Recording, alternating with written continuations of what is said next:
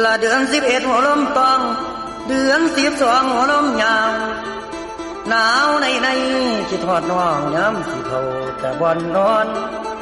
ละเป็นหนาวฮ้อนทนอยู่บ่มีไหวตัดสินใจวางงานห่วงแฟนผู้เคยเว้าไปถึงงานยามเศร้าย่อมือขึ้นบ่ายแม่และเบิ่งหน้าเศร้าคือเท่าบ่พองใสคำเดียวแม่ตอบใจตั้งใจไปละน้อมองขอพอกันพอยังสิแต่งกันเมื่อยามเศร้า